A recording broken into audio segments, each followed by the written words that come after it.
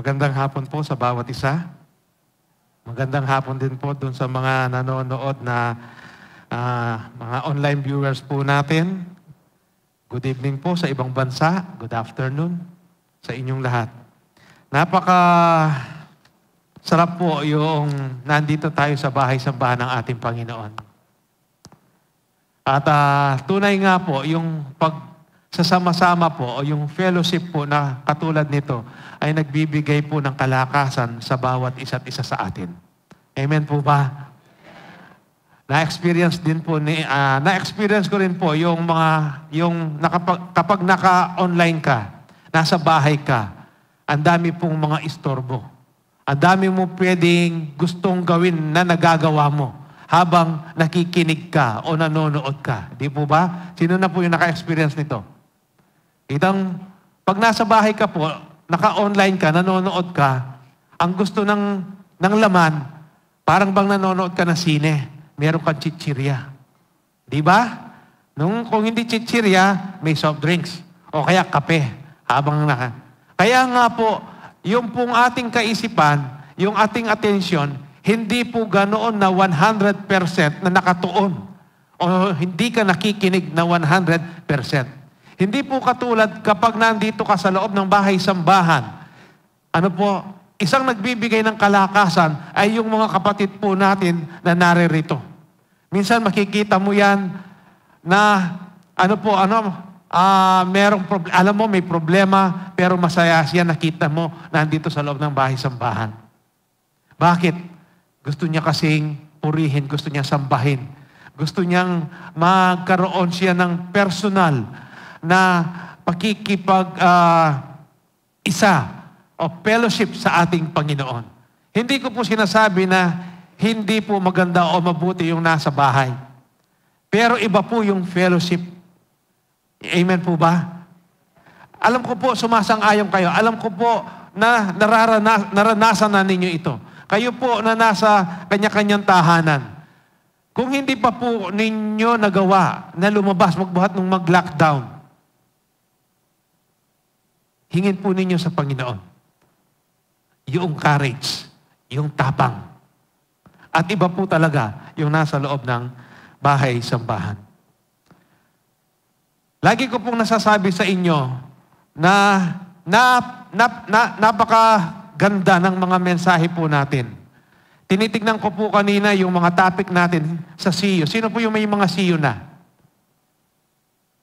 Halos meron. Yung wala po, pwede po kayong mag-inquire o pupuntahan po kayo nitong mga merong pong CU na ito. I-invite po kayo. At sasabihin ko po sa inyo, hindi kayo magsisisi.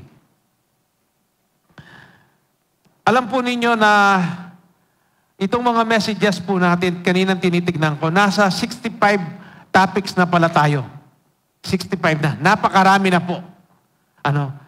Kung yung 65 topics na yan, ay binigyan po natin ng kabigatan, ng kahalagahan, o yung habang pinag-aaralan po natin, binabasa natin, binibigyan po natin ng respeto yung salita ng Diyos.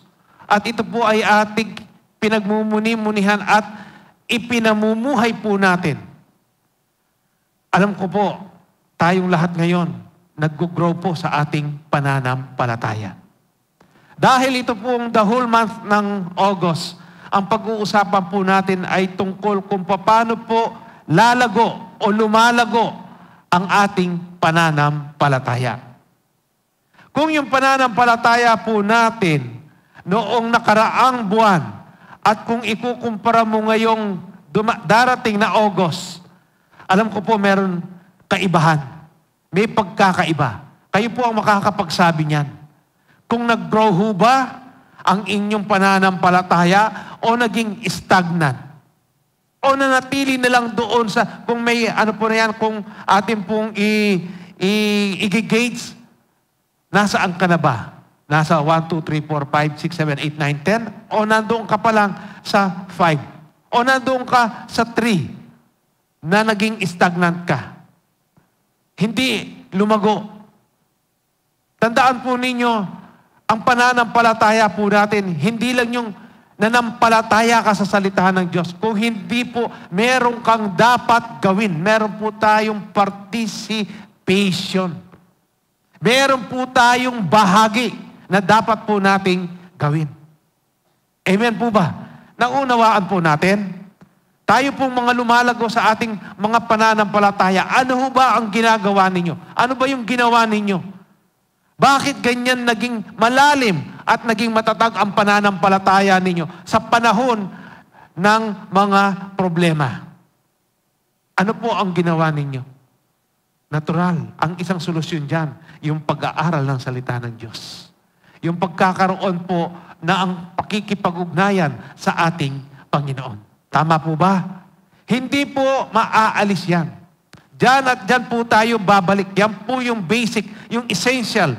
Ano po, yung pinaka-importante na bagay na dapat nating hindi kakalimutan po. Ang Joshua 1:8 po, ano po ang sinabi ng Joshua 1:8? Sino po nakakaalam ng Joshua 1:8? For God so loved the world. Tama po ba ako? Hindi? Ano po? Gusto ko pong marinig. Ano po? Ano po? Do not let this book of the law depart from your mouth, lips. Meditate it day and night. Yan po ang sikreto. Isa sa mga sikreto po yan. Ano po? Para lumago yung ating pananampalataya. Dahil man po ang pag-aaralan po natin ay yung growing faith. Kung paano po lalago, titibay ang ating pananampalataya.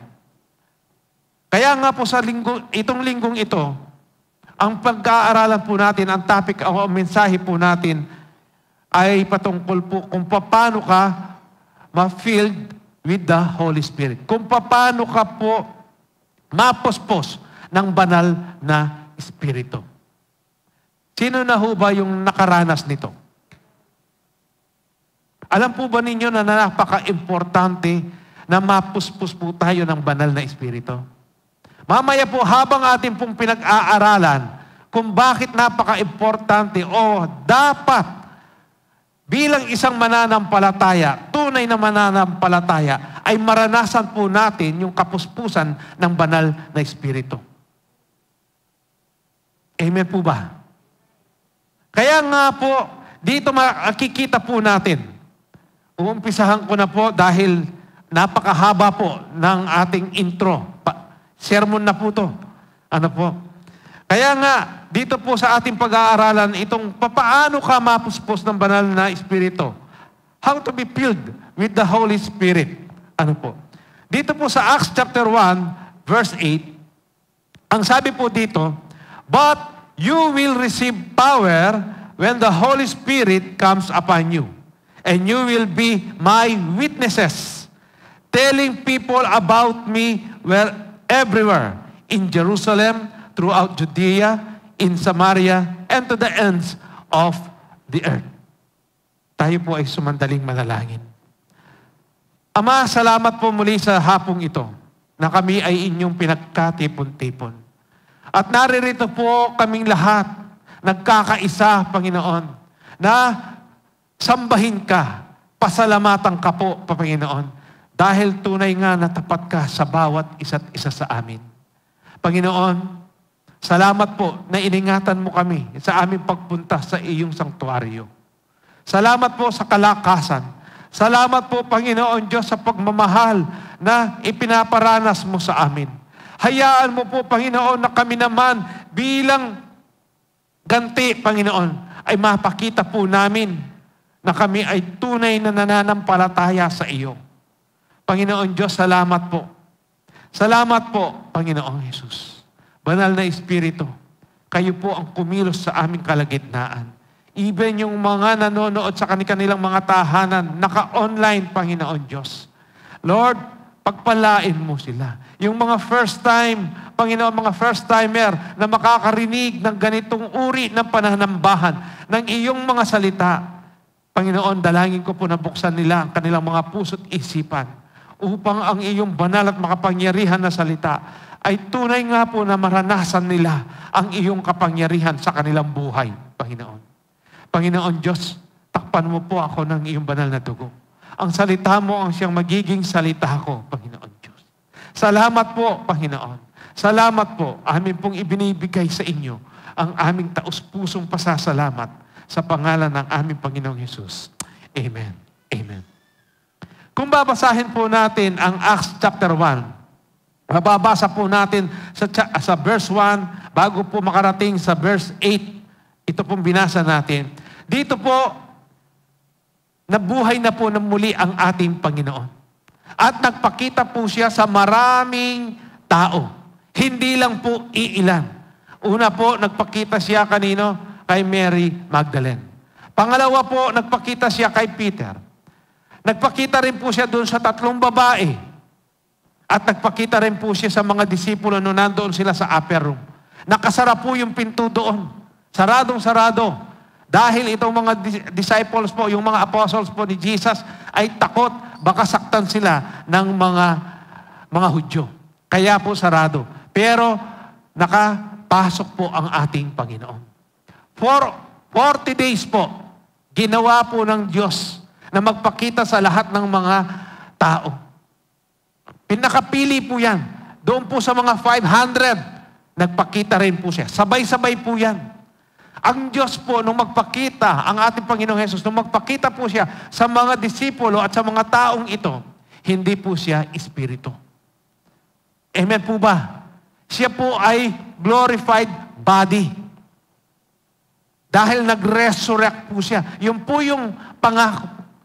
Yun po yung sinasabi na after 3 days, ay magre-resurrect muli ang ating Panginoong Hesus. Kaya nga po, hindi siya espiritu. Kaya sa atin po, yung tradisyon natin, yung una po nating relihiyon, hindi ho ba pag minamatay, may, ano po yan, yung siyam, pangsyam. Pagkatapos ng pangsyam, ano po? 40 days. Ano po? 40 days. Totoo kaya yun? Na yung pong ating ginagawa dati? Na pag yung ating namatay, after 9 days, pagse-celebrate mo. Hindi ko po alam kung ano yung 9 days kasi. Hindi po ako lumaki na sa ganyan na ano. At yung 40 days naman po, dahil gagala-gala pa raw dyan. Ano po? Pero hindi naman nila nararamdaman. Ano po? Hindi po espiritu ang Diyos. Si Jesus, nung nabuhay po siya muli, nung nagpakita po siya sa mga disipulo. At doon sa mga tao po, siya po ay glorified body. Pero nakalusot po siya, nakakalusot siya. At sa mga disipulo po, noong una siya magpakita sa mga disipulo na nandun sila sa upper room, wala po si Thomas doon. Si Thomas na ano po ang ano niya, may doubt po siya, kaya tinawag na doubting Thomas. Noong pangalawang magpakita po ang ating Panginoong Hesus sa mga disipulo, nandun na po si Thomas. Kaya nga tinawag, halika nga Thomas, halika rito, lumapit ka. Sige, yung kamay mo, ilagay mo dito. Pati dito sa tadyang ko. Ano po? Kaya si Thomas po, na-born again. Natanggal yung kanyang, ano po, doubt. Yung pagdududa niya. Tayo po, maraming doubting Thomas. Ano po? Ang gusto natin, ebidensya muna. Pero tandaan po ninyo, ang lahat ng mga nakakita kay Jesus, kung babasahin po natin yung Acts chapter 1 verse 8, at kinausap niya pa po yan. Ang sabi niya po, huwag kayong aalis sa Jerusalem. Hintayin ninyo yung ipinangako ng Ama na sinasabi ko sa inyo o yung pinipreach o yung aking itinuturo sa inyo. Ang sabi po ng ating Panginoong Hesus sa kanila. Kung si Juan ay nagbaptismo ng tubig, sabi po ng ating Panginoong Hesus, ano po yung sinabi niya? Kayo rin ay mababaptismuhan ng banal na Espiritu. Kaya ayaw niya pong paalisin doon sa Jerusalem.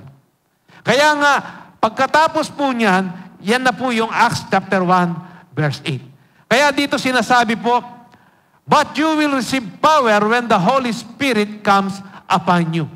Kaya po tinatanong ko sa inyo kanina, naranasan na huban ninyo na mapuspos ng banal na Espiritu.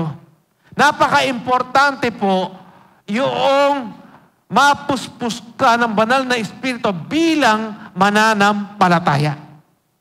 Natatandaan ko po noong kabataan po namin. 79, 80s. Yung mga kasama ko po dito, yung pastor na rin po sila ngayon. Nasa iba't ibang lugar na po. Pagkagaling po nila ng BBI, yung Bethel Bible Institute, doon po sila nag-aaral. Dahil po, puspos sila ng banal na Espiritu. Pagsakay po nila sa bus, tatayo na po yan pag nandyan na po sa expressway. Ano po? Dahil sa expressway, wala na pong hinto yung bus dyan. Hindi na po, walang magpapara. Ang gagawin po nila noon, magsishare na po sila ng salita ng Diyos. Walang hiya po. Alalang marine. Erepek kapakarine. Jesus, o in gospel, o in Biblia. Bakit po? Dahil puspos sila ng banal na Espiritu. But you will receive power when the Holy Spirit comes upon you, and you will be my witnesses. And you will be my witnesses. Ano po yung witnesses dito? Yung bang magpahayag ka lang ng salita ng Diyos? Hindi po. Kung pag-aaralan po natin ang buhay ng mga disipulo, ng mga apostles po, noong mabautismo po sila ng banal na Espiritu, napakarami po nang nangyari. They almost turned the world upside down. Ganyan po katindi kapag napuspos ka ng banal na Espiritu. Kaya nga po tayo bilang mananampalataya, tatanungin po natin ang sarili natin, bakit kaya ganito lang ako? Parang may kulang ka. Meron ka pang hinahanap. Meron ka pang gustong gawin na gustong ipagawa ng Diyos sa iyo. Kung minsan po gusto nating mag-share, pero wala tayong lakas ng loob. Bakit? May kulang po sa atin. Ang banal na Espiritu. Yung empowerment po ng banal. Kaya nga sinasabi na, and you will be my witnesses. Kapag ikaw ay na-receive mo, tinanggap mo ang banal na Espiritu. Kaya nga po sabi, and you will be my witnesses telling people about me everywhere. Kaya yung witnesses, hindi lang po yung ipapahayag mo ang salita ng Diyos. Kung hindi, kasama po yung buhay natin. Kaya yung mga disipulo, ready po silang pumunta kahit saan. Even yung mga resources po nila, ginagamit po nila yan. Tayo po, paano ho ba tayo ngayon? Dahil wala pong pinagkaiba yung noon, yung panahon po nila. Yung banal na Espiritu noon na kumilos sa kanila, same pa rin po na banal na Espiritu na kumikilos sa atin sa kasalukuyan. At bakit hindi natin nararanasan ito? Dinidesire ho ba natin? Dahil po yung pagpuspos ng banal na Espiritu, kung gusto mo mapuspos, dapat i-desire mo. Intention po yan. Intentionally po yan. I-desire mo. Meron kang gagawin. Kaya nga po dyan, in Jerusalem, throughout Judea, in Samaria, and to the ends of the earth. Ganyan po katindi kapag tayo po ay na-filled ng banal na Espiritu. Kung tayo po ay napuspos ng banal na Espiritu. Tandaan po natin, kapag naging witness po tayo ng ating Panginoong Jesus, hindi po tayo magiging complacent. Ang gusto po natin kung paano po yung karakter po ng ating Panginoon. Kung ano po yung nadarama niya noong nandito siya sa lupa. Ganon din dapat yung madama po natin. Kung paano niya minamahal, gaano niya kamahal ang mga nawawalang tupa, yung hindi nakakakilala sa Kanya. Dapat ganun din po yung puso natin. Amen po ba? Dapat ganyan din po yung nararanasan natin, yung nararamdaman po natin. Hindi lang po yung kontento tayo na nakikinig o pumupunta sa bahay-sambahan ng every Sunday o every Saturday o every Wednesday po. Hindi po, meron po tayong purpose. Meron po tayong layunin. Hindi po tayo niligtas ng ating Panginoong Jesus. O ipinadaman niya, ipinaranas niya yung kaligtasan po sa atin para umupo lang at makinig. Hindi po yan ang purpose po natin. Hindi po yan yung layunin natin. May layunin po tayo. Ang layunin po natin para ikalat po ang Ebanghelyo. Paano po natin maikakalat yan kung wala tayong power, kung wala tayong kapangyarihan? Dapat po meron. Kaya nga po yung mga disipulo noon, very bold po sila. Even their life. Kahit na yung buhay po nila, pwede nilang ipagkaloob, hindi sila natatakot na mamatay. Tayo po, COVID-19 pa lang. Yung may nadagdag na naman, variant ng COVID-19, yung Delta. Natatakot na po tayo lumabas. Kapag may umubo, katabi mo, napapalayo ka kaagad. Kristiyano ka kanyan. Ako naman po sasabihan, hindi ko po sinasabi na hindi natin alagaan yung ating sarili. Hindi po. Bakit yung mga una pong mga mananampalataya, bakit kayang-kaya nilang ipagkaloob ang kanilang buhay? Ibigay ang kanilang buhay kay Jesus. Bakit po?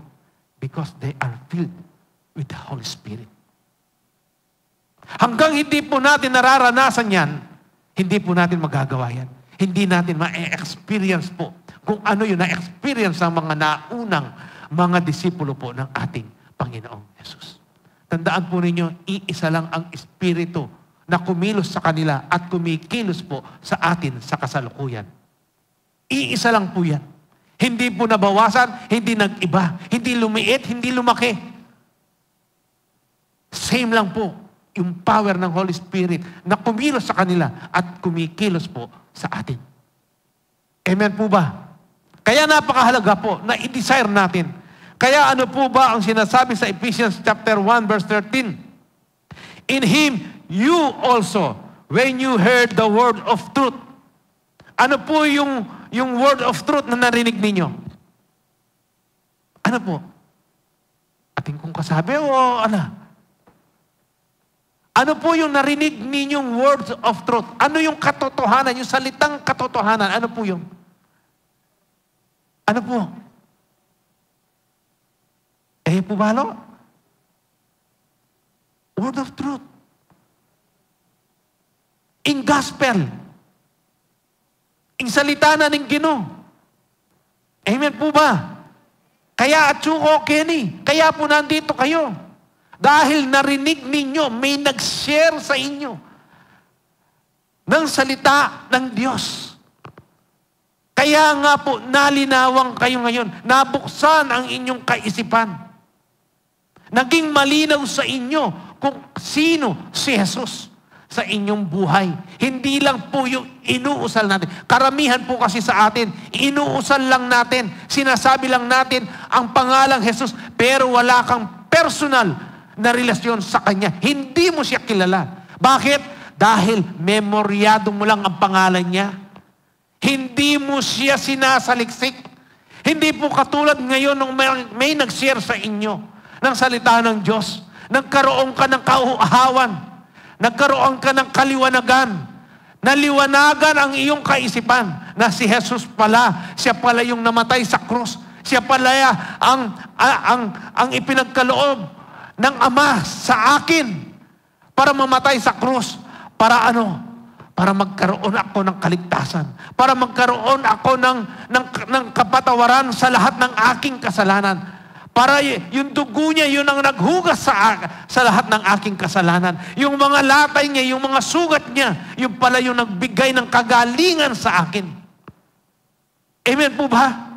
Diyan po natin nauunawaan ngayon. Diyan sa gospel na yan, na itinuro, na ipinreach na isinyer po sa atin. Kaya nga, in Him, you also, sabi po, when you heard the word of truth, the gospel of your salvation, ang ebanghelyo ng iyong kaligtasan, and believe in Him, at naniwala ka, sumampalataya ka, kanino ka sumampalataya? Kay Jesus. Amen po ba? Bakit sumampalataya ka kay Jesus? Dahil naunawaan mo kung ano ang ginawa niya para sa iyo, para sa akin, para sa ating lahat. Noong inihayag sa iyo, ipinahayag sa iyo, yung pong sinasabing the gospel of your salvation. Kaya nga, we're sealed with the promised Holy Spirit. Ngayon po, noong tinanggap po natin ang ating Panginoong Hesus bilang Diyos at personal mong tagapagligtas, sinelyuhan Kanya ng Kanyang banal na Espiritu. Kapag sinabi pong sinelyuhan, alam po ba ninyo sino po yung nabuhay sa bukid? Yung may mga alaga pong mga kalabaw o kaya kambing, kung ano man pong hayop yan na ginagamit sa bukid. Hindi ho ba nilalagyan nila ng tatakyan? Ano po, may makikita ka dito sa bandang, puwit ng kalabaw, merong bilog na ganyan, o kaya may letter, R. Halimbawa, kung ako, meron po akong kalabaw o baka, lalagyan ko po ng tatak, yun ng I, o kaya IS, is. Ang ibig sabihin nun, kahit pumunta yan, kahit nakunin nila yan, wag lang nilang kakatayin, alam ko sa akin yan. Dahil meron po siyang tatak, selyo. Kaya nga tayo, sinelyuhan tayo ng banal na Espiritu ng Ama. Kaya tayo po ay sa Kanya. Pag-aari na po tayo ng ating Panginoong Jesus. Amen po ba? Naunawaan po natin. Kaya nga ito po, we're sealed with the promised Holy Spirit. Kaya tayo po, kung tayo po ay tunay na born again, na mananampalataya, nakaselyo po tayo ng banal na Espiritu. Ito po yung sinasabi. Sabi po dito, all believers, ang lahat po ng mananampalataya ay selyado ng banal na Espiritu. Pero hindi lahat ng mananampalataya ay nabaptismuhan ng banal na Espiritu. Ito po yung sinasabi ko sa inyo. Kaya tinanong ko kayo kanina, kayo ho ba ay napuspos na o nabaptize na ng banal na Espiritu? Iba po yung sinelyuhan po tayo sa nabaptize. Amen po ba? Kaya, ano po ang sinasabi? In Him you also, when you heard the word of truth, the gospel of your salvation, and believe in Him, were sealed with the promised Holy Spirit. Kaya ang pagsiselyo po, tandaan ninyo, ownership po yan. Sa iyo yan. Sa akin yan. Tingnan mo, may tanda yan may tatak yan Ano po? Even sa mga pantalon po, kami nga po, sa amin, dahil puro kami lalaki, yung panganay ko po, kasising, waist. Kaya yung akin, yung pantalon ko, nilalagyan ko po ng pangalan, ng tanda. Para alam ko na akin yon.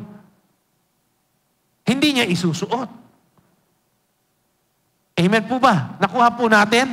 Kaya tayo, kanino po tayo ngayon? Dahil selyado ka ng banal na Espiritu, kanino ka ngayon? Ay Jesus. Amen po ba? Sa Acts chapter 19, verse 1 up to 6, while Apollos was in Corinth, Paul traveled through the interior regions until he reached Ephesus. On the coast, where he found several believers. Dito po si Paul, dahil po mahilig si Paul na maglakbay po. Ito po talaga yung ibinigay sa kanya ng Panginoon. Yung pong talagang i-preach niya, ipahayag niya ang banal na salita. Kaya dito napunta po siya sa Epeso. Kaya nakakita po siya ng maraming mga mananampalataya dito. Ang sabi po niya, doon sa verse 2, tinanong niya sila, did you receive the Holy Spirit when you believe? Bakit kaya naitanong ni Paul ito doon sa mga mananampalatayang ito? Bakit kaya? Ano kaya yung nakita niya? Nakita niya merong kulang. Natama niya na may kulang. Ano po? Natama niya. Kaya nga sinabi niya dito, did you receive the Holy Spirit when you believe? He asked them. No. They replied. Dito pala, pwede pala. Ano po? Tapusin ko na muna. No, they replied. We haven't even heard that there is a Holy Spirit. Then what baptism did you experience? He asked. And they replied, the baptism of John. Paul said, John's baptism called for repentance from sin. But John himself told the people to believe in the one who would come later, meaning Jesus. As soon as they heard this, they were baptized in the name of the Lord Jesus. Then, when Paul laid his hands on them, the Holy Spirit came on them, and they spoke in other tongues and prophesied. Kanina po, tinanong sila ni Paul. Nakita niya yung mga, halimbawa, ganito po. Pumasok si Paul, tinanong niya tayo. Sabi niya, na-receive na ba ninyo ang banal na Espiritu? Did you receive the Holy Spirit when you believe? Noong ba tinanggap ninyo si Kristo bilang sarili ninyong tagapagligtas at Diyos ng buhay ninyo? Tinanggap na ba ninyo ang banal na Espiritu? Naranasan na ba ninyo ang banal na Espiritu? Ito po yung tanong ni Paul doon sa mga believers na kanyang dinatnan sa Efeso. Ang sabi nila, no. Wala nga kaming narinig, wala pa kami narinig na meron palang Holy Spirit. Pero tayo po, naririnig natin na merong banal na Espiritu. Amen po ba? Alam mo ba natin kung paano kumilos ang banal na Espiritu sa buhay po natin? Kung ano po yung kapangyarihan na maibibigay ng banal na Espiritu sa atin? Alam po ba natin? Wala pa pong nakakaalam. O ngayon, malalaman po natin yan. Kaya nga dito sabi niya po, then, what baptism did you experience? He asked.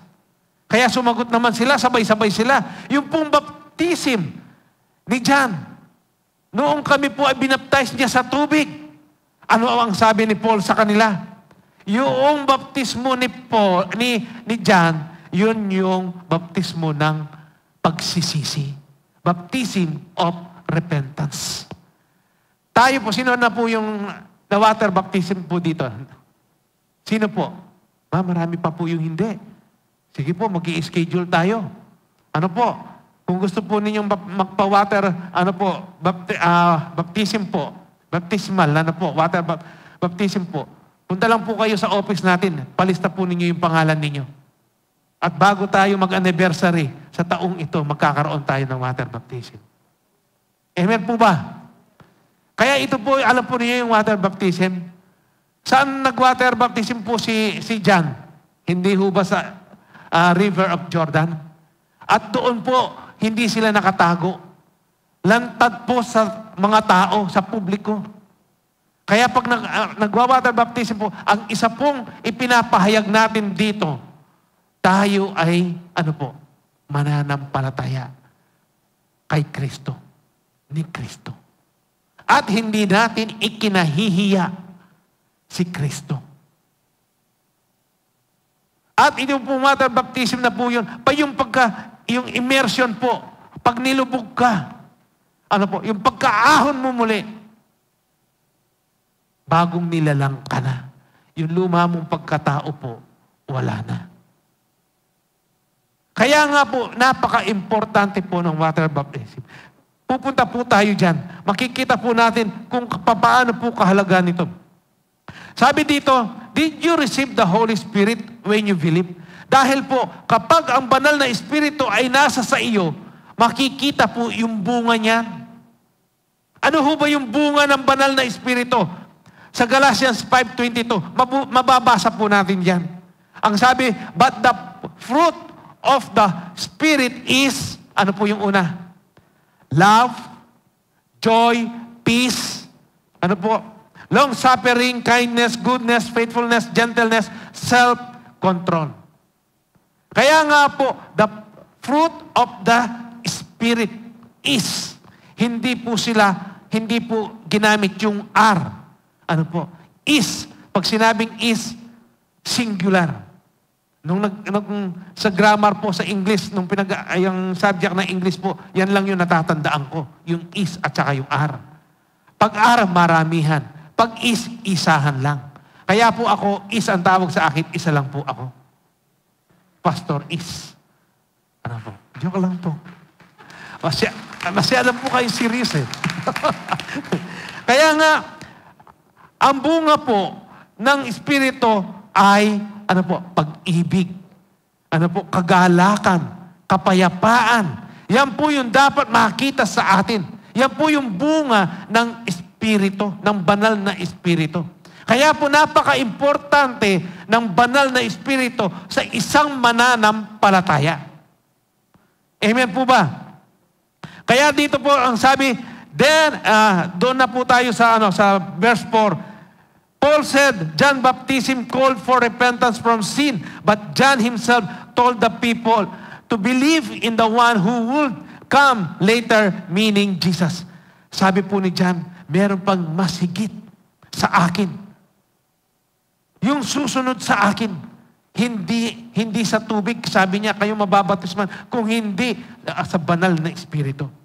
Kaya nga po dito, sabi niya, then when Paul laid his hands on them, the Holy Spirit came on them, and they spoke in other tongues and prophesied. At noon pong nilay hands po sila ni Paul. Ano po ang nangyari? Napil po sila ng banal na Espiritu. Hindi lang po, ibig sabihin na kung hindi ka papatungan po o nilay hands, hindi mo matatanggap ang banal na Espiritu. Kahit po sa inyong tahanan. Kahit kapag ikaw lang mag-isa, nandoon ka sa iyong kwarto, hangarin mo, i-desire mo na mapild ka ng banal na Espiritu at ibibigay po ng ating Panginoon yan. At mararanasan po natin. Alam po ninyo, kakaiba po. Kakaiba kapag ikaw ay napild ng banal na Espiritu po. Kaya po dito, maano po natin sa Romans chapter 8, verse 9. You, however, are not in the flesh, but in the Spirit. If in fact, the Spirit of God dwells in you, anyone who does not have the Spirit of Christ does not belong to Him. Ngunit hindi na kayo namumuhay ayon sa laman, kung hindi ayon sa Espiritu. Sa katunayan, naninirahan sa inyo ang Espiritu ng Diyos. Kung wala sa inyo, sa isang tao ang Espiritu ni Kristo, hindi kay Kristo ang taong iyon. Dahil po marami pong Espiritu. Espiritu ang banal na Espiritu o ang Espiritu ni Satanas. Nandyan lang po. Kaya nga po sinabi dito, kung wala sa isang tao ang Espiritu ni Kristo, hindi kay Kristo ang taong iyon. Kaya kung tayo po ay tunay na mananampalataya, tinanggap mo si Kristo bilang sarili mong tagapagligtas, dapat yung Espiritu na yan ay nasa sa iyo. At makikita yung bunga ng Espiritu sa iyo, sa atin po. Amen po ba? Tignan po ninyo dito, gusto kong liwanagin po ito. Doon po sa verse 9, kung babasahin po natin, you however are not in the flesh but in the Spirit, if in fact the Spirit of God dwells in you. Pagmasdan po ninyong mabuti. Anyone, yung susunod po, anyone who does not have the Spirit of Christ, yung una po, Spirit of God. Pangalawa po, Spirit of Christ. Magkaiba ho ba itong Espiritu na ito? Bakit doon sa una sinabi Spirit of God? Pangalawa, yung Spirit of Christ.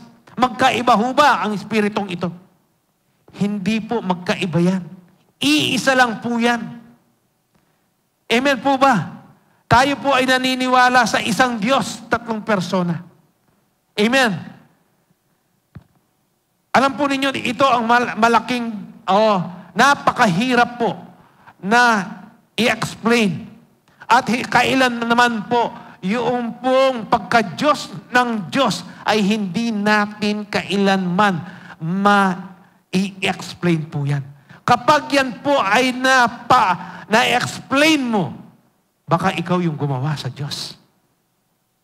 Ang isang tao po, kahit na sino sa atin, kapag may ginawa po tayong isang bagay, kayang-kaya po nating ipaliwanag. Tama po ba? Ang Diyos po, iba po siya. Infinite po ang Diyos. Ang kaisipan niya po, iba po. Kaya nga po, sa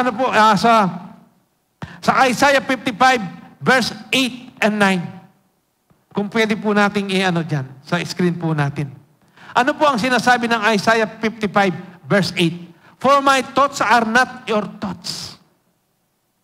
Neither are your ways my ways, declares the Lord.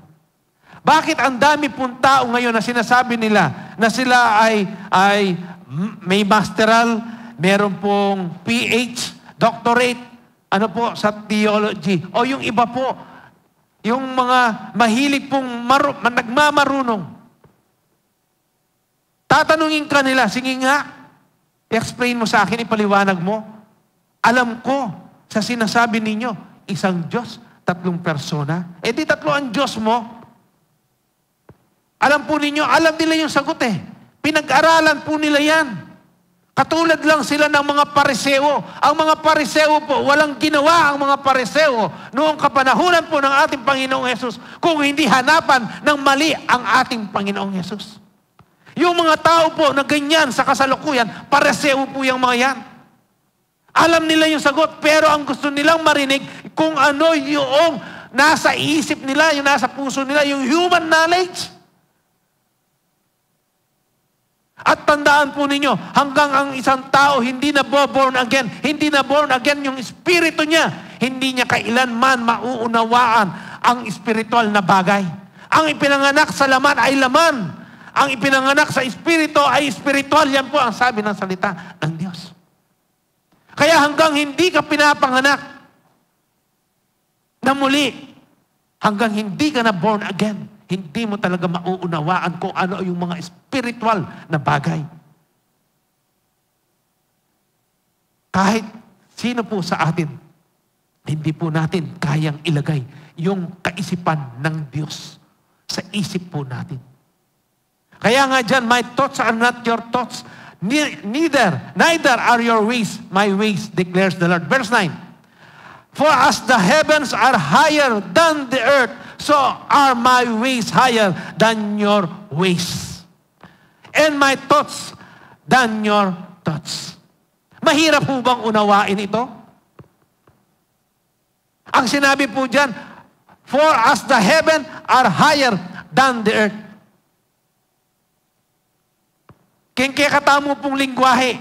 Nung makananuya, imbanwa, matas ya kesa keng yato.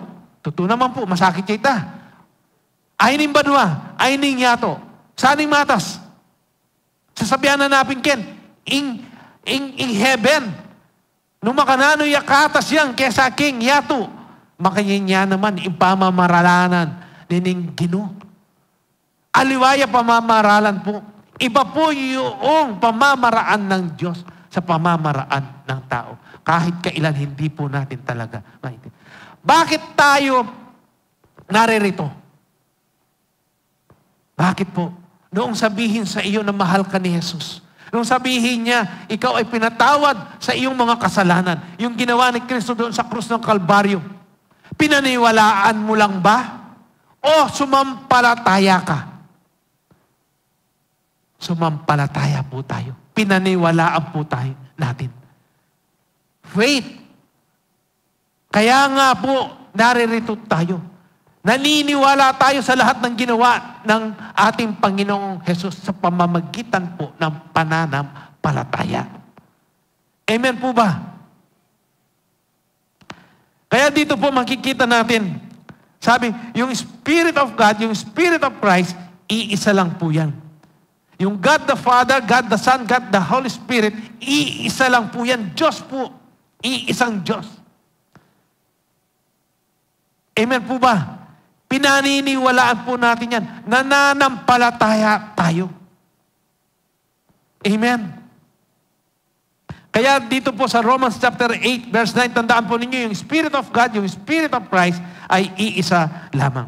Sa John chapter 17, verse 11, sabi po, I will remain in the world no longer, but they are still in the world, and I am coming to you. Holy Father, protect them by the power of your name.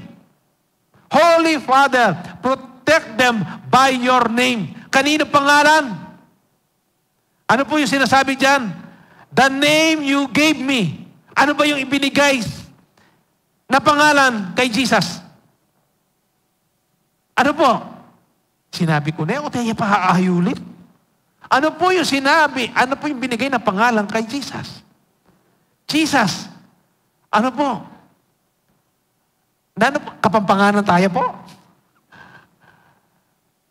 Kaya nga po, kaya nanin sinabi na, Holy Father, protect them by the power of your name. The name you gave me, so that they may be one as we are one. Amen po.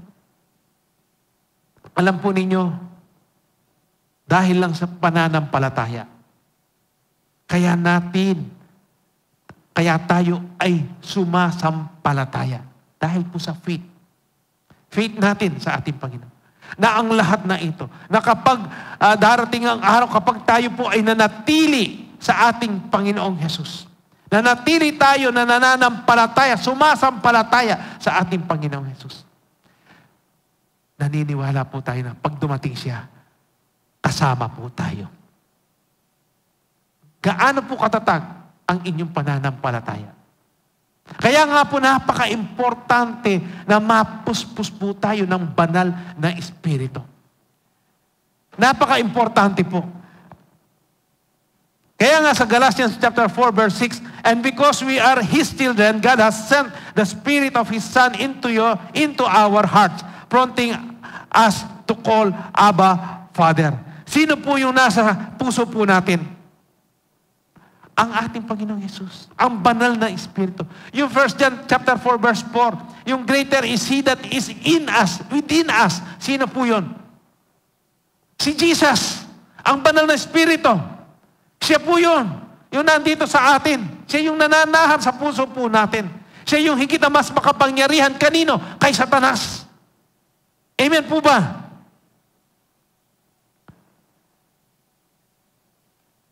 God has sent the Spirit of His Son into our hearts, prompting us to call Abba, Father. Kaya nga po, paano tayo mapipild ng Holy Spirit? Mag-uumpisa na po tayo sa ating message. Intro pa lang po yung kanina. Una, get yourself ready to be baptized in the Holy Spirit. Get yourself ready. Ihanda mo yung sarili mo para ikaw ay mabaptismo ng banal na Espiritu. Paano mo i-ready ang iyong banal na, ang iyong sarili para mapuspos ka ng banal na Espiritu? Ang sabi po ng Acts chapter 1 verse 14, and they all joined together constantly in prayer, along with the woman and Mary, the mother of Jesus, and with his brother. Kaya po dito, ano po yung ginawa nila? Constantly in prayer. Lagi po silang nagdadasal. Magkakasama po silang nananalangin. Nagdadasal. Ano po? Kung tayo po gusto nating maranasan ang banal na Espiritu, dapat po nananalangin tayo. Nagme-meditate po tayo ng salita ng Diyos. Inihahanda po natin yung puso natin. Yung kaisipan po natin. Amen po ba? Kaya ito, sabi po nila, dapat i-desire nga natin eh. I-desire po natin na tayo ay mapuspos ng banal na Espiritu para yung gustong ipagawa sa atin ng Panginoon o yung gusto mong gawin na hindi mo gawa-gawa dahil wala kang kapangyarihan, wala kang power, wala kang lakas na loob, ay magawa mo kapag ikaw ay napuspos ng banal na Espiritu. Amen po ba? Alam po ninyo, kung noon nagawa nilang i-turn ang mundo upside down, yung mga disipulo, yung mga apostles po, dahil puspos sila ng banal na Espiritu, tayo magagawa din po natin yan. Kaya po natin punuin ang bahay-sambahan na ito ng mga kaluluwa, ng mga kamag-anak natin, ng mga mahal natin sa buhay. Kapag ninasa natin ang kapangyarihan ng banal na Espiritu. Bakit hindi pa nangyayari? Meron ngang kulang sa atin. Malamarine tapa o malamarine ka pa. Pero born again ka. Nasasabihan mo. Dahil nga, meron pa pong kulang sa atin. Aminin at hindi po natin. Tandaan po natin. Ngayon pa lang po, siguro ngayon lang natin mararanasan yung mga mensahe na ganito na nabubuksan ngayon yung kaisipan po natin. Nabubuksan yung puso natin. Naliliwanagan tayo na kailangan pala mapuspos ako ng banal na Espiritu. Para magkaroon ako ng kapangyarihan. Magkaroon ako ng courage, ng tapang para ma-share ko ang salita ng Diyos. Ito po yung nagbigay ng kapangyarihan sa mga disipulo noon. Kaya nga po, noong mapuspos ng banal na Espiritu ang mga disipulo, ano po ang nangyari? Mamaya po, suspense yan. Sa Acts chapter 2 verse 1 and 4, ang sabi po, when the day of Pentecost came, they were all together in one place. Suddenly, a sound like the blowing of a violent wind came from heaven and filled the whole house where they were sitting. They saw what seemed to be tongues of fire that separated and came to rest on each of them. All of them were filled with the Holy Spirit and began to speak in other tongues as the Spirit enabled them. Dito po sa Acts na ito, makikita po natin, dito po natin malalaman yung kwento po na lagi nating naririnig na yung 120 na mga disipulo na nandoon sa isang kwarto po. 500 po ito original. Mahigit po 500. Yung 380 na inip. Siguro, dahil po naghihintay sila doon, Pentecost Ano po? 10 days. Yung iba na inip na. Nanggagawan tamo kin. Muli ko pa.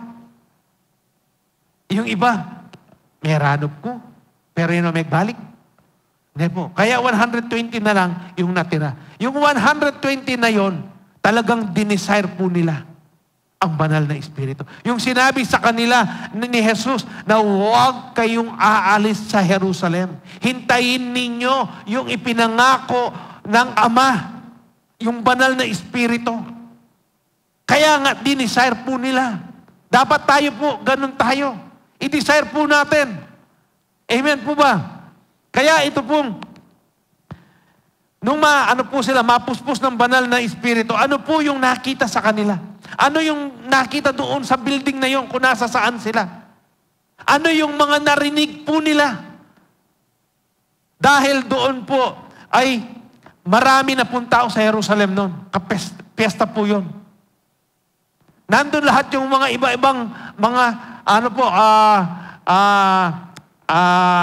lengguwahe. O ating Kapampangan, Bisaya, Tagalog, aliwa-aliwa, tsunungan ka rin. Ingkay. Pero yung mapuspos na po, nung mapuspos po ng banal na Espiritu, yung 120, nagsalita po sila ng iba-ibang klaseng lengguwahe. At bakit po naintindihan ng mga nasa labas? Bakit o magsalita lang Ilocano reta? Dahil sasabihan na, kaluguran na ako kanong Jesus loves me. O ika na yung sasabihan, ako mo rin magsalita yung Kapampangan, isasabihan na, kaluguran na ako mo rin ng Ginoo. Nakukuha po ninyo yung ating pinag-aaralan. Nagsalita po sila ng iba-ibang lingwahe. Kung tayo po dito, magsisigaw po natin yung ating kanya-kanyang pangalan. Subukan nga po natin kung magkakaintindihan tayo. Sige nga po, sabihin natin, isigaw natin yung mga kanya-kanya pong pangalan. Nepo, may sasabihin ng lagyo na ng siping mo. Itan lagyo mo.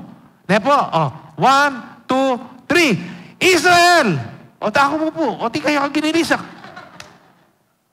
Subukan tayo mo po nung may kakaintindi mo. O ulitan tayo po. Kapampangan ko yata Nepo. O sige, ulitin nga po natin. Isigaw po natin yung ating kanya-kanyang pangalan. 1, 2, 3. Israel! O, ano pong aintindihan nyo? Ay, tamo, kasi makamaka-microphone ko yan. Pero, atin tapong igulisa kami itong. Gulisak tayo po. Sabyan tayo, inglag yung Jesus. 1, 2, 3. Jesus! Masalaya po kaya kayo? Dimdam yung masalese nung nano itang gilisak tamo, itang sinabi tamo. Ne po. Deni po, may salita laking aliwaliwang lingwahe. Ot, bakit naunawaan noong mga tao na nasa labas? Yun po yung gift of interpretation. Gawa po ng Holy Spirit yun. Hindi po tao. Dahil kung tao lang, kung sila lang ang sumisigaw doon, yung mga nasa labas, hindi nila mauunawaan. Kaya yung mga iba na amazed, na mangha po sila. Yung iba naman, na ano po yung sinabi na, ay ali, malasing na la rin. Malasing la. Yapin po, reta-reta, yun yung po yung mga taong naririnig nila yung ebanghelyo, ang salita ng Diyos, ang pag-ibig ng Diyos, naririnig po nila, pero ayaw po nilang tanggapin. Sarado ang puso nila. Kukutsain pa, nangungutsa pa sila. Pero noong napuspos po ito, kasama si Pedro dito, ano ang ginawa ni Pedro? Hindi ba tumayo siya? Nagsalita siya? Nag-preach po siya? Ilan po ang kaluluwang tumanggap noong panahon na yun? Ilan po? 3,000. Yun po yung kapangyarihan ng banal na espiritu na naranasan ng 120 nila Pedro sa panahon na yan. At yung banal na espiritu na yan, yan din po yung kumikilos sa atin sa kasalukuyan na yan. Sino po ang naghahangad na mapuspos ng banal na espiritu? Habang pinag-aaralan po natin, hangarin po natin. At pagkatapos po ng ating pananambahan, siguradong mararanasan po ng bawat isa't isa sa atin ang kapangyarihan ng banal na espiritu. Kaya nga po dito, ano ang sinabi? O yung pangalawa po, kung bakit paano tayo mapipil ng banal na espiritu. Refill yourself every day with the Holy Spirit. Refill. Ang ibig sabihin po niyan, mag-recharge ka. I-charge mo ang sarili mo. Paano mo i-charge? Ano po? Ang sabi po ng Acts chapter 2, verse 42, they devoted themselves, 4:07 na pala, to the apostles' teaching and to fellowship, to the breaking of bread and to prayer. They devoted themselves. Yung refill po, replenish, reload. Ano po? Kapag ang isang baso ay nabawasan po yan, gusto mo pa ng ng maraming tubig, kapag umiinom ka ng tubig, anong gagawin mo? Nire-refill mo po yan. Binubuhusan mo ulit para mapuno. Tayo po, bilang mga mananampalataya, meron pong lumalabas ng kapangyarihan po, power sa atin. Lalong-lalo na yung mga iba po sa inyo, yung mga forerunner, yung mga sasiyo, yung mga naglilid po sa inyo. Nararanasan po ninyo yan kung minsan sasabihin, bala mo, mengay na ako. Kaya nga po, dapat alam ninyo, kapag tayo po ay nagturo, dapat mag-refill po tayo. Mag-recharge po tayo. Manalangin po tayo. Hingin po natin uli yung kalakasan na nagmumula sa ating Panginoong Yesus. Amen po ba? Alam po ba ninyo yung kwento nung nagdurugong babae po? Hindi ho ba sabi niya sa sarili niya, mahawakan ko lang yung laylayan ng damit ni Jesus. Gagaling ako. Noong nahawakan niya po yun, ano ang naramdaman ni Jesus? Sino yung humipo sa damit ko? Sino yung humipo sa akin? Dahil may naramdaman po na lumabas ng power ang ating Panginoong Yesus. Kaya dito, ano po ang sinasabi? They devoted. Pag sinabing devoted, ipinakikita mo na mahal mo o mahalaga ang isang bagay sa iyo. Amen po ba? Kaya dito, ipinakita nila sa kanilang sarili. To the apostles, sabi niya, they devoted themselves to the apostles' teaching and to fellowship, to the breaking of bread and to prayer. Kaya nga po tayo, ang ginagawa natin ngayon, every time na may fellowship po tayo, bago matapos ang fellowship po natin, meron po tayong communion. Inaalala po natin kung gaano po yung kabutihan, yung pagmamahal ng ating Panginoong Jesus doon sa krus ng Kalbaryo.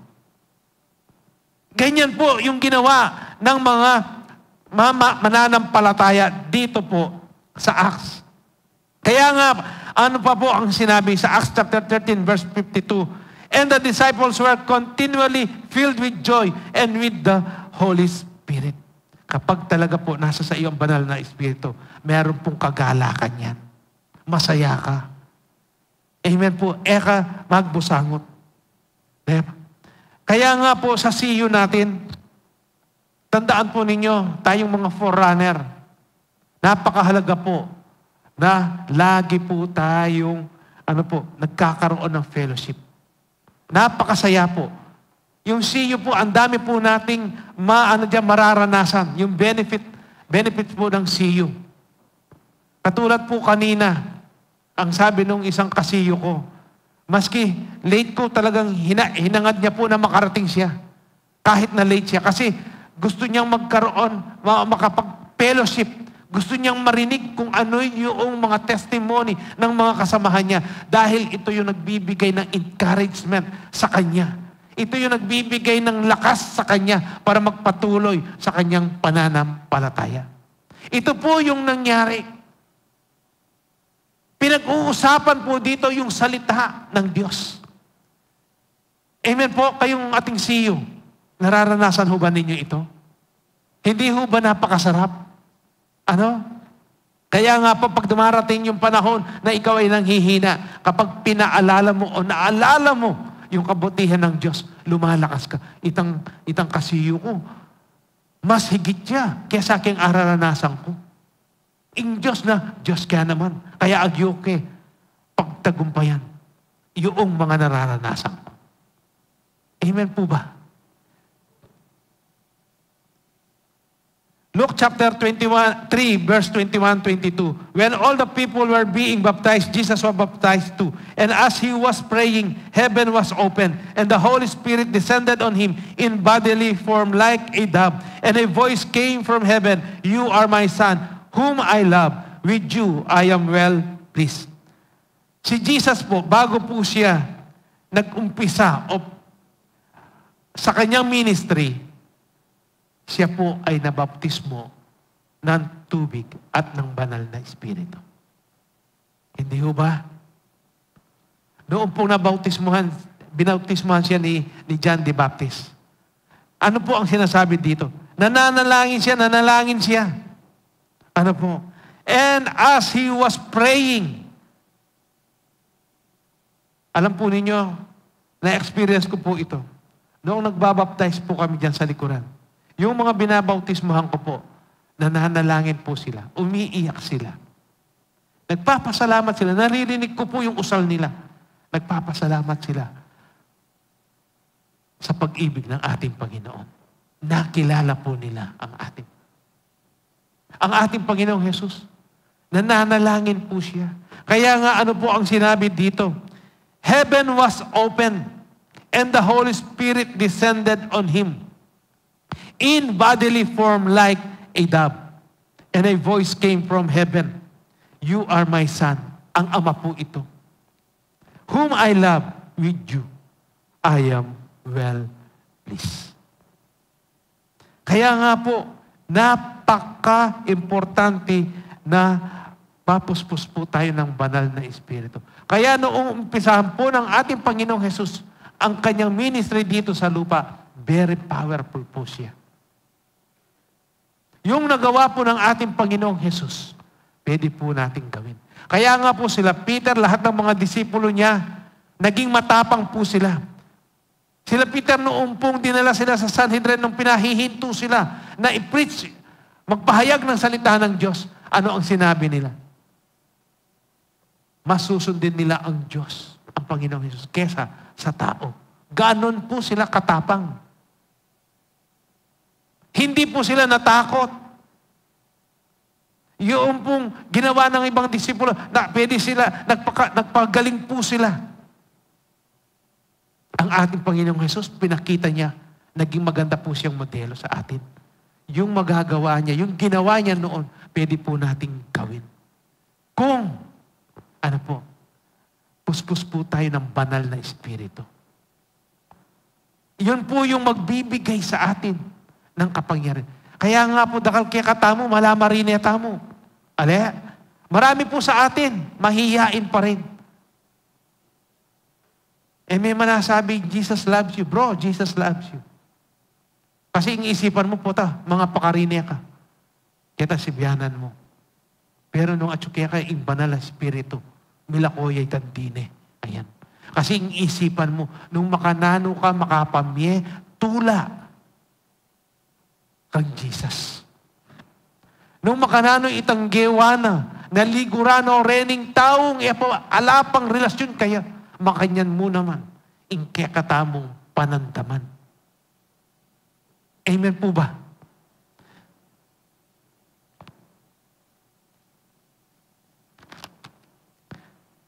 Mark chapter 1 verse 35, very early in the morning, while it was still dark, Jesus got up, left the house, and went off to a solitary place where He prayed. Paano po nagre-refill ang ating Panginoon? Pumupunta po siya sa isang lugar na tahimik. At doon po nananalangin siya. Ayan po ang sinasabi. Where He prayed. Solitary place. Tayo po, meron tayong mga kanya-kanyang debosyon.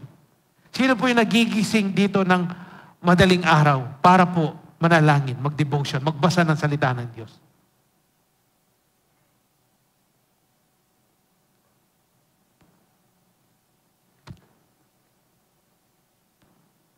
Pero balo ko po, ating gagawan nyo ini. Yan po pa karina. Ngayon po nung heta mo agagawa. Kaya mabiya ka pa hanggang yan naka namang kinondem ng ginuya. Ka man may nga dinan din mo kumanayalala ng din. Kaya mabiya ka pa hanggang yan Ating ka pang chance. Gawan mo pa, dapat pagawa na ng gin. Dapat pa itang gawan mo. I-desire mo yung itang mapuspus ka kin banal na Espiritu. Amen po ba? Matthew chapter 14 verse 23, after He had dismissed them, He went up on a mountainside by Himself to pray. Later that night, He was there alone. Tuwing pagkatapos po ng kanyang ministry, si Jesus humihiwalay po sa kanyang mga kasamahan. Ano ang ginagawa niya? Hindi po para matulog lang. Hindi po para magpahinga. Ang ginagawa niya para manalangin, para mag-recharge. I-refill niya yung sarili niya. Para sa susunod na ministry niya, meron na naman siyang lakas. Meron na naman po siyang power. Kaya hindi siya magapi ni Satanas. Lagi siya pong nakacharge. Ita mo po, pilantanang beses. Kaya ba't sabihan mo, makanya niya yung biya Kristiyano? Mag-umpisa niya may born again ko. Puros na ang problema. Ot na ako may bayo kanini. Ot agagawa ko pa parati ing makanyan. O makanano, ka mag-recharge. Ka mag-refill. Ka mamasang salita na ng Ginoo. Ka mangadi. Imbalo mo, agawa mo nga, king kasikanan mo, king kabaluan mo, ing gana-gana. Kay ba't sisyan me pa? Magkumpisa niya may born again ko, makanyan. Alaya pong koneksyon ka rin. Yung problema at suke katamo. Kaya pinpanigaralan tayo. Nung makanano tamo, lago kay pananampalataya tamo. At nung makanano, yaka importante, ing banal na Espiritu, king metong ang mananampalataya. Kaya tamo po asabi, makanyan. At kaya katamo, ipagkukulang. Kaya, kinituturunan na po, itinuturo po sa atin, nakikita na yung pinakamagandang modelo, walang iba ang ating Panginoong Hesus. Every time na pagkatapos niya mag-ministry, o pagkagising niya sa umaga, sino ang inuuna niya? Binibigyan niya talaga ng kahalagahan yung kanyang relasyon sa Ama.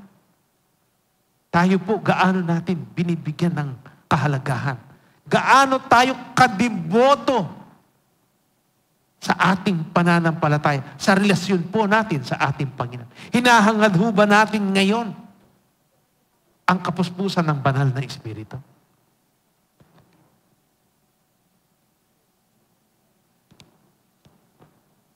After he had dismissed them, Matthew 14:20, he went up on a mountainside by himself to pray later that night.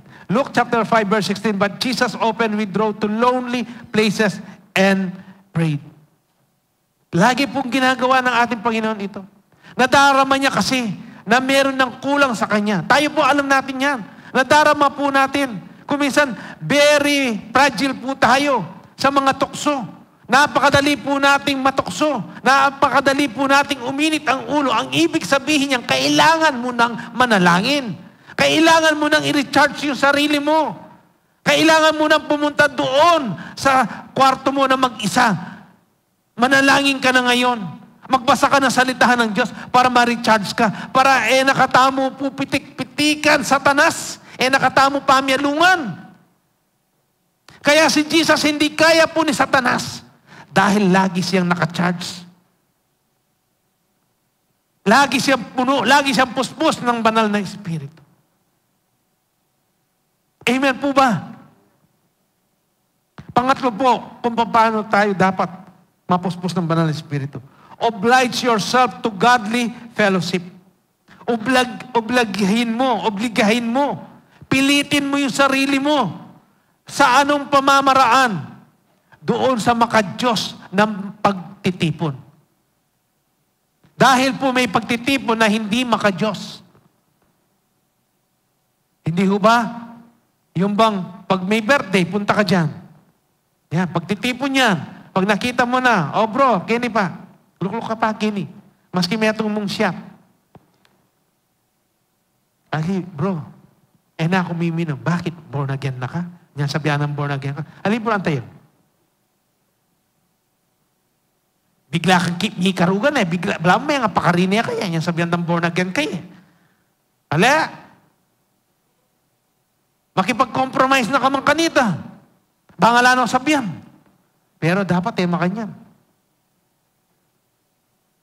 So sinabi ng born again ka, talakaran mo, bro, baluyo. Sige, ako pamiminom na, bangay ako lasing. Bangay yung 19 dyan, nung isabihan ko kaya kayo. Balo yung kaluguran ako ng Ginoo. Yan nga ako, intindihan ko, nung bakit kaluguran ako ng Ginoo. Kaya, may bayo ko. Makanyang pala, inglugod na ng Ginoo ka na ako. Pag kanita, daramdaman ko yan, ako mandidi ng pansin. Oh, tuk lang na uminom kanita, makiramdam na laki ka. Bakit? Kasi at suki kayo banal na Espiritu. Ating kang tapang. Para talakaran mo, yung pa nga born again mo. Makanya niya po. Into na born again. At yun ang pagtanggol Kristo. Amen po ba?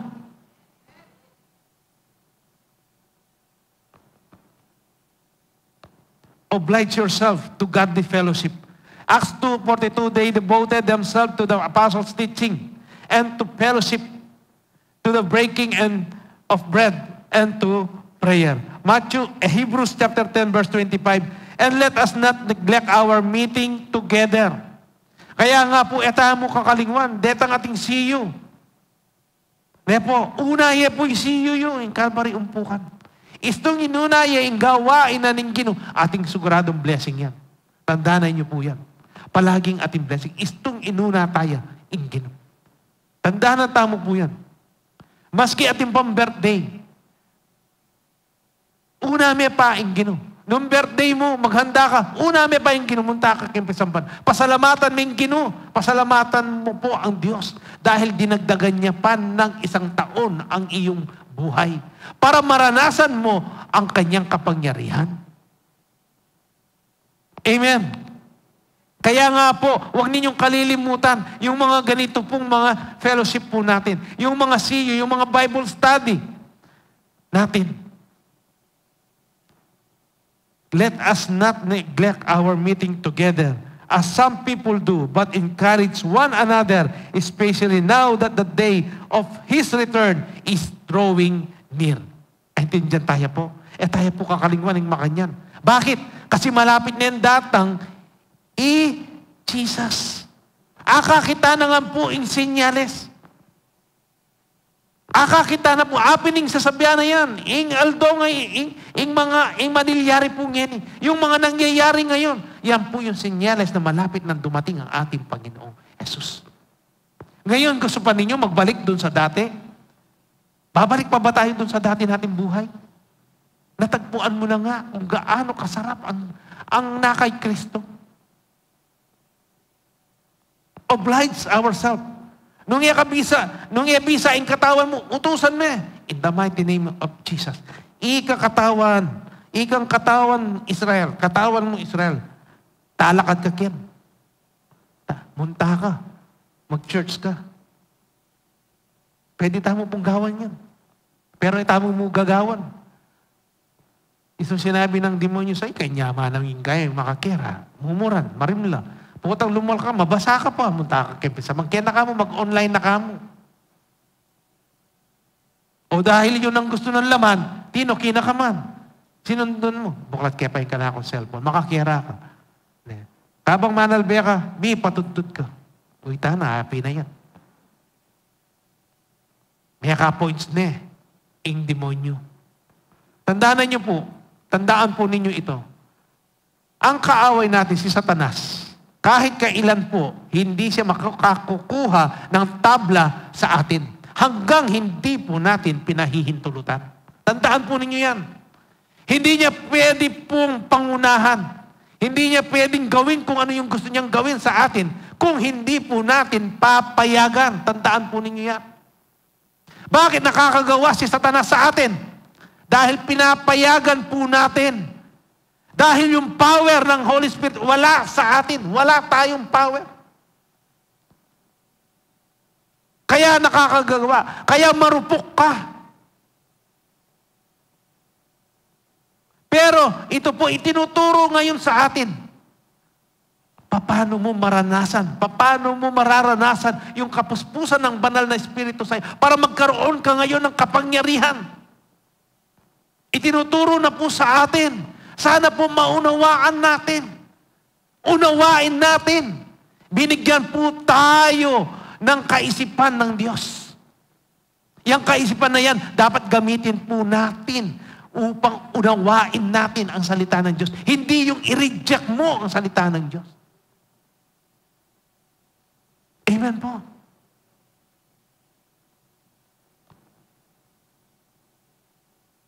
Let us not neglect our meeting together. Kaya nga po yung mga iba, yung mga hindi pa po dumadalo sa mga ganitong pagsasamba. Kapatid, hingin mo sa Panginoon. Marami pong churches ngayon ang hindi pa nakabukas. Marami po. Kaya yung iba, ang sabi nila, Pastor, miss me, ing makanyan, a fellowship. Aliwaya talaga, ing face-to-face. Aliwaya tang atsuka keng kilumpisamban na ning Ginoo. At akakit mo rin kapatad mo. Ating kasikanan, ating kang akakwa, sisikang ka. Aliwaya po talaga. Amen po ba? Iba talaga yung fellowship na ganito. Kaya nga po, huwag ninyong kalilimutan yung mga fellowship po natin. 2 Corinthians chapter 6 verse 14, do not be unequally yoked together with unbelievers. For what fellowship has righteousness with lawlessness? And what communion has light with darkness? Kahit kailan po, hindi pwedeng magsama ang liwanag sa dilim. Kung paano po yung pelikula na ano po, yung tubig at langis. Ela po pwedeng miyabi rin. Kaya nga po, ita mo, bilang mga mananampalataya, gusto mong makapag-share doon sa mga dati mong kaibigan na ang ginagawa ninyo, umiinom? Po pakyabayan. Potang miminom la. Potang yela miminom. Potang ang tsula karempi bale-balera. Buri mo palang isyan, puntalan mo la. Sadyain mo sila. Tandaan po ninyo, may nasabi po ako noon. Ang isang kaluluwa, para maidala mo sa Panginoon niya. Kung dinidesire mo talaga na yan ay maidala mo sa Panginoon, meron pong katumbas yan. Magastos siya po. Sabi nga nung isang kasama namin sa Sion noon, magastos siya yung metong nga kaluluwa. Makanano kung sabi na magastos siya yung metong nga kaluluwa. Kasi, ibiyeme, mamiyakang oras kaya. Ale, maski mapagal ka, uling, kaluguran me. Balo mo kaluguran na yung ginuyan. Maski mapagal ka, mamiyakang oras kaya puntalan me. Agkat meking metong fast food. Para mga katapa. Nanuburi mo, Jollibee, McDonald's, KFC. Mamili ka. Sabihan mo. No ka rin. Ingkay, tabang mamangang kayo. Si share mo na pala, yung salita na ng Ginoo kaya. Kaya biya po yung bulsa. Tandaan niyo po. Pero na yung sabi na yung salita na ng Ginoo, may atong mong kahaluluwa at tumanggap kang Kristo. Masave, libo-libo lang pong anghel. Dahil magsayak yung banwa. Makanya niya po kahalaga. Uling, ingig pa, dahil ang ama po, pinagkaloob niya ang kanyang bugtong na anak. Walang iba kung hindi ang ating Panginoong Jesucristo. Bakit? Dahil mahal niya tayo. Napako si Kristo sa krus ng Kalbaryo. Bakit? Dahil mahal niya po tayo. Ganyan po kahalaga ang kaluluwa. Sibu kanta na po ita. Ngayon po, pag natapos po tayo sa ating topic na ito, alam ko po, yung tinanong ko sa inyo, hinahangad ba ninyo na kayo ay mapuspos ng banal na Espiritu?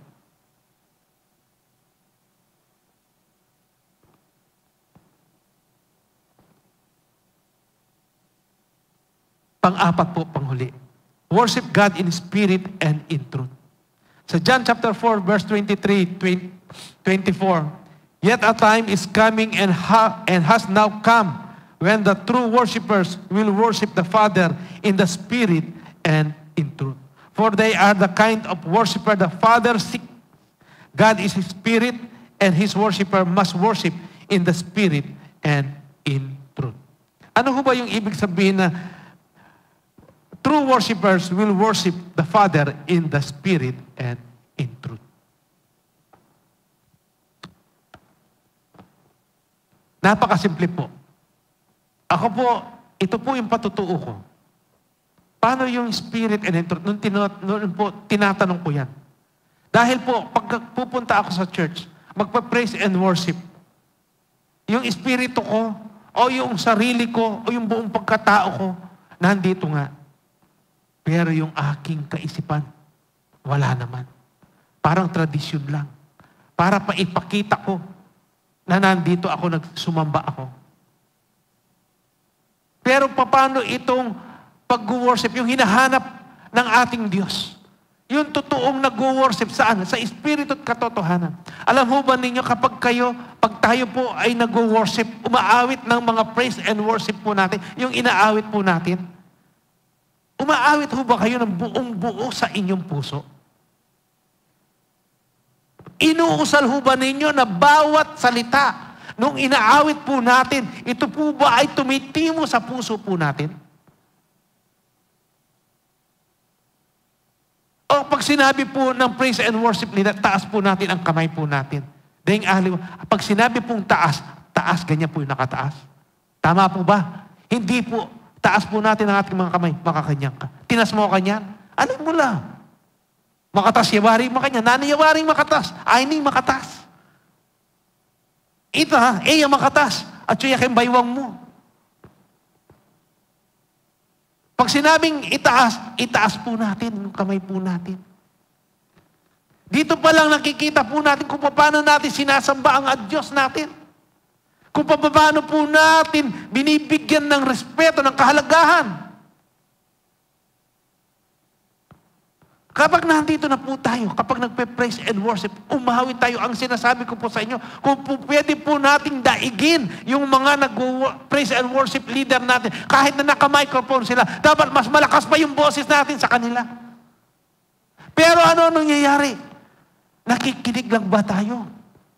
Nandito tayo para purihin natin, sambahin natin ang ating Diyos.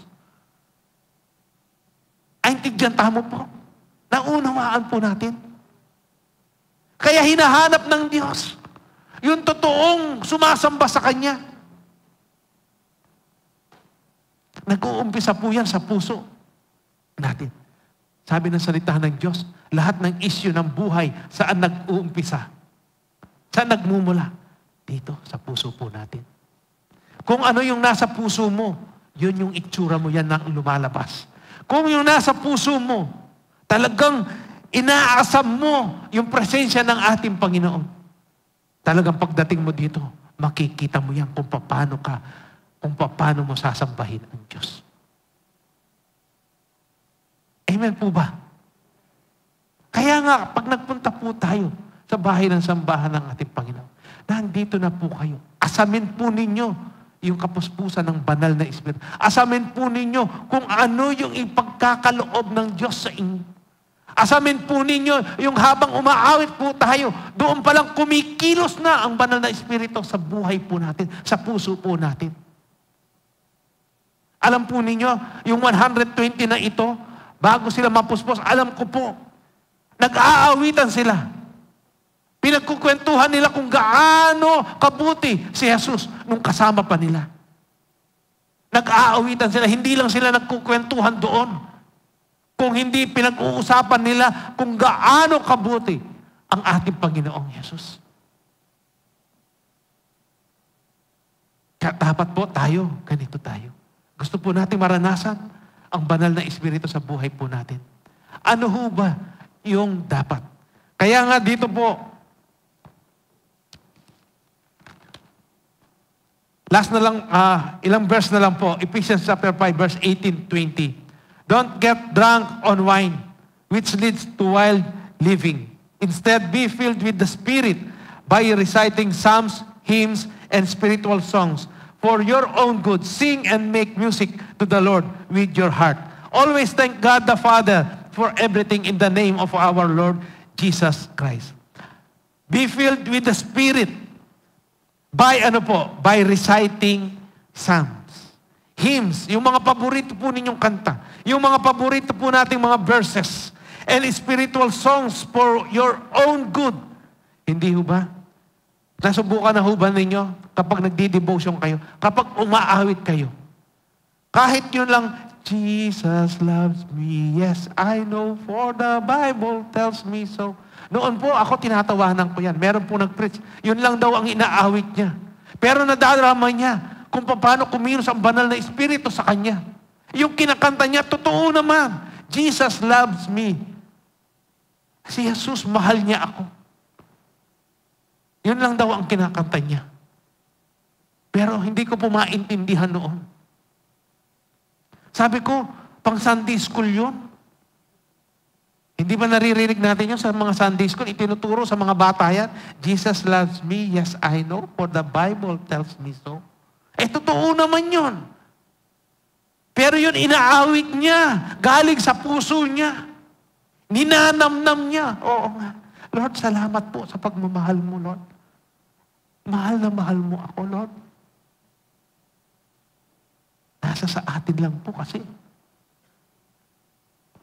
Kaya ito po, sabi, be filled with the Spirit by reciting psalms, hymns, and spiritual songs for your own good. Sing and make music to the Lord with your hearts. Kaya nga po, magmula ngayon, kapag pumunta tayo dito, pag umaawit na awitan na po, umawit po tayo ng buong puso po natin. Amen po ba? Mag-review tamo po. Paano po tayo mapipil ng banal na Espiritu? Get yourself ready to be baptized in the Holy Spirit. I-ready po natin yung ating sarili. Refill yourself every day with the Holy Spirit. Mag-recharge ka. I-charge mo. Mag-refresh ka. Saan? Sa salita ng Diyos. Sa pananalangin. Kung paano ginawa ng ating Panginoong Jesus. Yun din po yung dapat nating gawin. Oblige yourself to godly fellowship. Obligahin mo ang sarili mo. Pilitin mo ang sarili mo. Kung ayaw ng sarili mo na pumunta sa church, hilain mo ang sarili mo. Pilitin mo. Amen po ba? kapay sambut kang Satanas, may pakiramdaman na masanting kembale. Masanting kembale. Yung sinabi ko sa inyo, naranasan natin lahat ang nasa online. Hindi natin maipagkakailayan. Kapag naka-online ka, maski maka-short ka mo, ala ka malan, pwede ka. Mamangang ka, tsuka kaya lamesa makakabit yung cellphone, kaya ngarapan mo, mamangang ka. Pero, ka man makapag-concentrate. Tama. Kayo pong maka-online, naring gagawan yung nginik yan.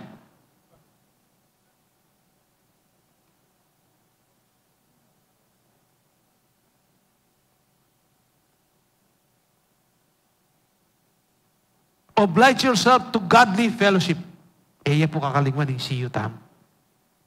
Panghuli po, worship God in spirit and in truth. Amen po. Panghuli pong verse, Luke chapter 11, verse 11 up to 13.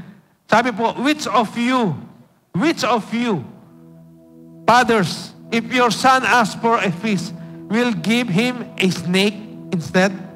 Or if he asks for an egg, will give him a scorpion? If you then, though you are evil, ikaw kahit na ikaw masama kang ama, know how to give good gifts to your children. Alam mo kung paano magbigay ng mabuti sa iyong mga anak. How much more will your Father in heaven give the Holy Spirit to those who ask Him? Hilingin po natin. I-desire po natin na maranasan po natin yung kapuspusan ng banal na Espiritu. At sinasabi ko po sa inyo, kapag naranasan po natin yan, baka ito pong church natin ito, baka mangyayari po na mapupuno po ang church natin. Alam po ninyo na nire-ready tayo ng ating Panginoon. Dahil may plano po tayo sa church na ito po ay paluluwagin po, i-extend po natin yan. Kung ano po yung parking natin yan, i-extend po natin yan. Binigay na po ng Diyos yung pangitain po. Ngayon, itinuturo po ng ating Panginoong Hesus kung paano tayo ma-filled ng Holy Spirit at magawa po natin yung ipinapagawa niya sa atin. Yan po yung mga dapat nating gawin. Amen po ba? Kaya nga